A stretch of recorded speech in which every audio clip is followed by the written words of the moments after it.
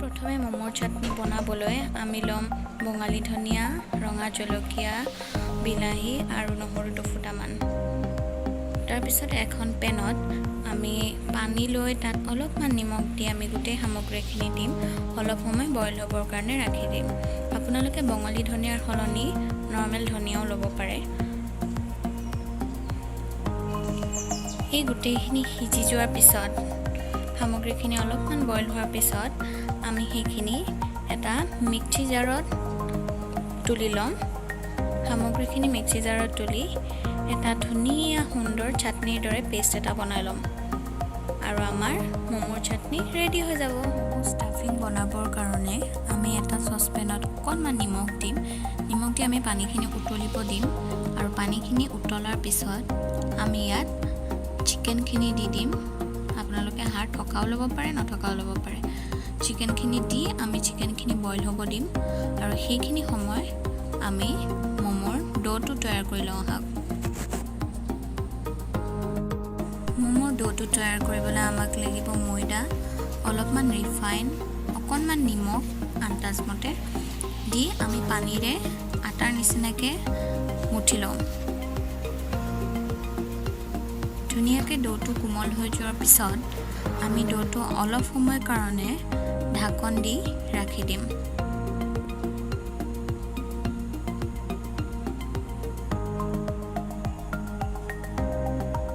Boil কৰি লোৱা চিকেনখিনি আমি উলিয়াই এটা মিক্সি জাৰত লৈ সেইখিনি এটা ফাইন পেষ্ট কৰি ল'ম।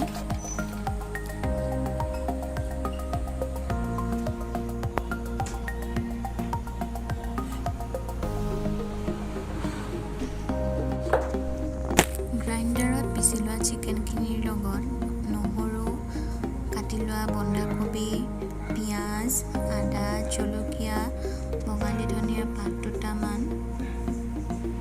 অলপমান নিমখ সোৱাদ অনুসৰি, আধা চামুচমান জালুকৰ গুড়ি, এইখিনি দি আমি সানমিহলি কৰি ল'ম গোটেই বস্তুখিনি।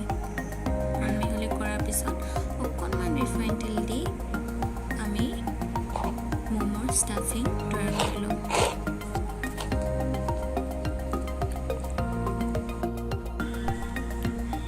বনাই থোৱা ময়দাৰ ড'টোৰে সৰু সৰু লাডু কৰি লুচি বেলাৰ নিচিনাকৈ আমি বেলি ল'ব লাগিব।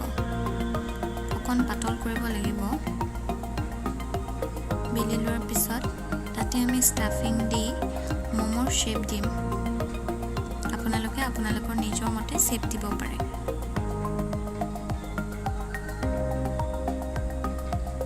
মই গোটেইকেইটা বনাই লৈছোঁ।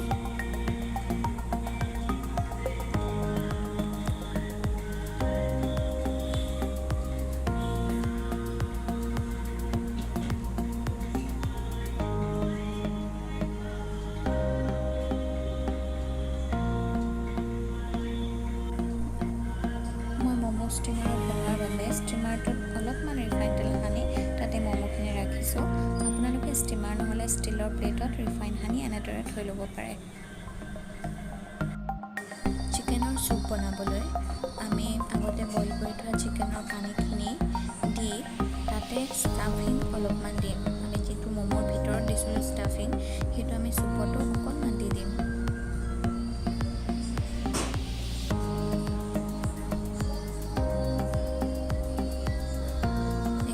পিছত আমি তাতে অলপমান নিমখ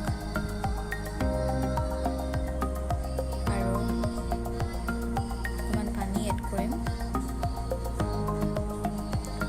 পানী এড কৰি পেলাই তাত আমি দিম অলপ জালুকৰ গুড়া।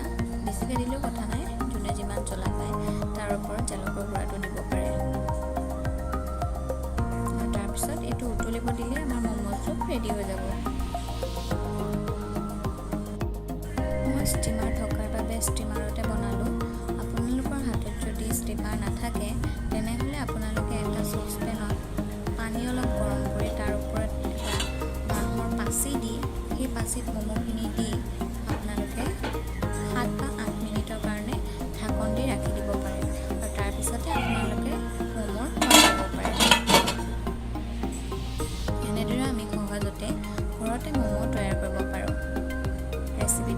লাগিলে জনাব।